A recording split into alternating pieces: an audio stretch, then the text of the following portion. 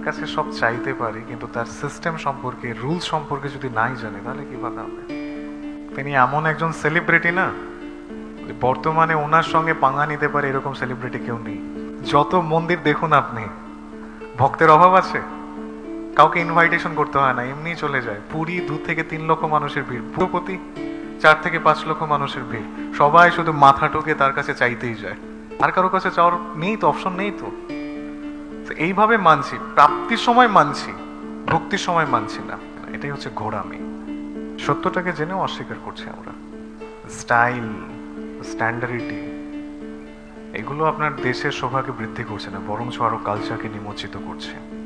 আপনি দেখুন না, ডিভোর্সের সংখ্যা কি পরিমাণে বেড়ে গেছে, বৃদ্ধাশ্রমের সংখ্যা কত পরিমাণে বেড়ে গেছে। এই জিনিসটা যদিও ভালোভাবে লাগানোর কথা, এভরিডে প্রায় 90 লক্ষের উপরে। কিছুদিন আগে আমাদের গুগলের যিনি সিও আছেন একটা সমীক্ষায় প্রকাশ করেছেন যে 90 লাখের উপরে মানুষ শুধুমাত্র পর্নোগ্রাফি ওয়েবসাইটে, ইন্ডিয়ান পিপলস অ্যাক্টিভ থাকে।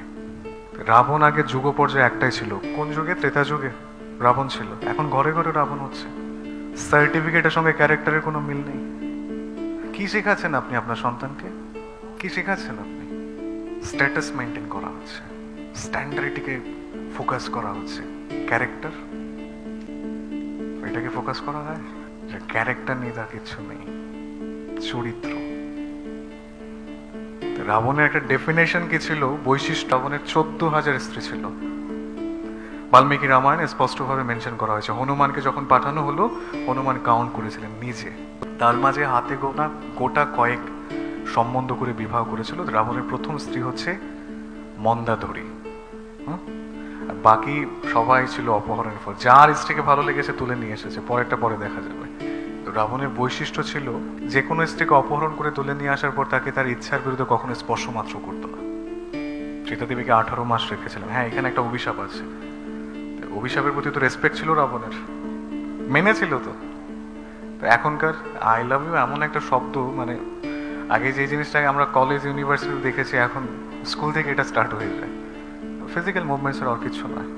লাস্ট, কাম আর ভালোবাসা দুটো ডিফারেন্ট। রিলেশন তো অনেকেই করছে, লিভ টুগেদারের মতো। 1965-এ যেটা আমেরিকাতে প্রচলিত ছিল, ভারতবর্ষে 2016 থেকে সেটা ইনক্রিজ হচ্ছে। মেট্রো সিটিগুলো যেগুলো আছে, প্রত্যেকটা জায়গায় লিভ টুগেদার। বিয়ের আগে ছেলে মেয়ে একসঙ্গে থাকবে, যদি মনে হয় মেন্টালিটি ভাবে তারা অ্যাটাচ, ঠিক আছে আমরা একসঙ্গে থাকি। সম্পূর্ণভাবে নষ্ট। পরিবার, পরিবার আর পাখির বাসা দুটো আলাদা। ডিভোর্স কেন বাড়ছে জানেন? কারণ বাবা মাকে একসঙ্গে নিয়ে থাকার যে একটা টেন্ডেন্সি ছিল একটা সময়, একটা কনসেপ্ট যে ছিল, এই জিনিসটা এখন নেই, টোটালি উঠে গেছে। তো যে পরিবারে গাইডেন্স বা কাউন্সিলার নেই, সেই পরিবারে ঝগড়াঝাটি হলে মেনটেন করবে কে? সোজা দেখা হয় কোর্টে, অ্যাডভোকেট হয়ে যায় গার্জেন। তাও বেচারা যতটুকু প্রাপ্ত ততটুকু বোঝায়, না বোঝালে বা সেপারেশন। শিক্ষিত মানুষের মাঝে যে বিচ্ছেদটা হয়, অশিক্ষিত মানুষ তার থেকে অনেকটা ভালো, বন্ডিং তাদের অনেকটা কমফোর্টেবল।